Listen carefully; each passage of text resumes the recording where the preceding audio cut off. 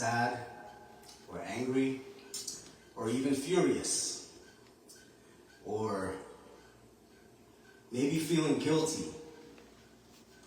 or even no feeling at all, which is numb, because that's a feeling too. Last night, as I was writing the speech to say today at the funeral that they asked me to do, I realized while writing that was therapy for me. And I wanted to share this information here today, and I'm on live as well, so that if it could help someone else, then that's why I want to share it here also. And it was my therapy because as I was writing, I knew what I had to speak on. I would have to make sense out of what did not make sense, right? Like, make it make sense. I had to challenge myself. And I'll share some of that information with you. But in this space, we can't have any blame or feelings of guilt or shame. It's not about that.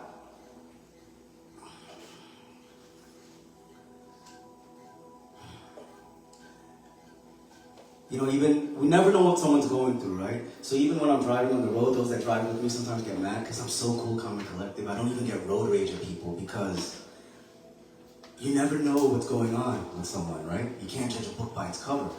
And especially driving in New York City, other drivers, they wind down the window and they wave at you, one finger at a time, right? If you know what I mean. And I know that people at any time, they're going through one out of these three experiences at any moment in time. Either they just are going through some massive devastation in their life right now, currently.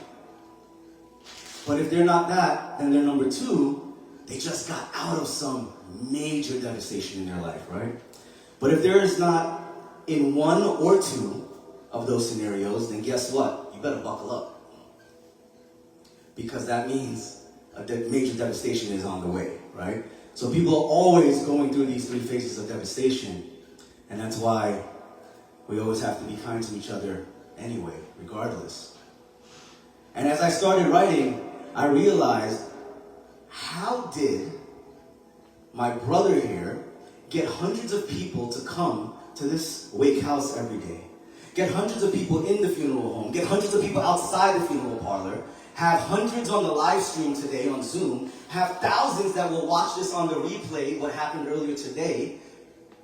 In the future, right, they'll be watching that. How did he do that? How did he have people in different cities, states, and countries that did so much because of what he did? How?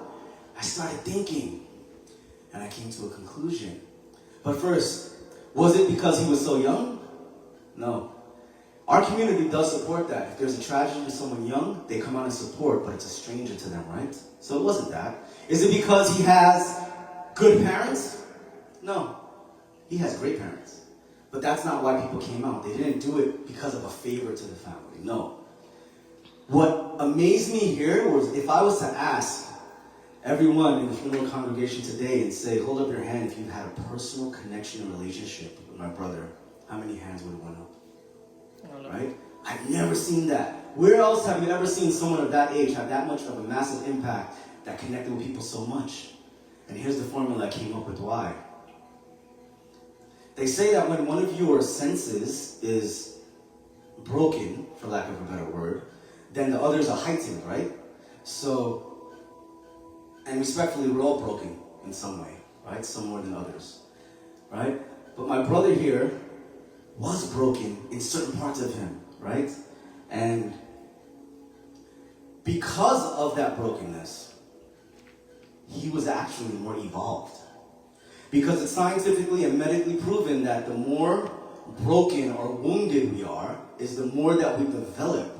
So that's how he did it. That's how he was able to actually get such an intimate and close relationship with so many people and affect them more than any one of a regular person could, let's say, for lack of a better term.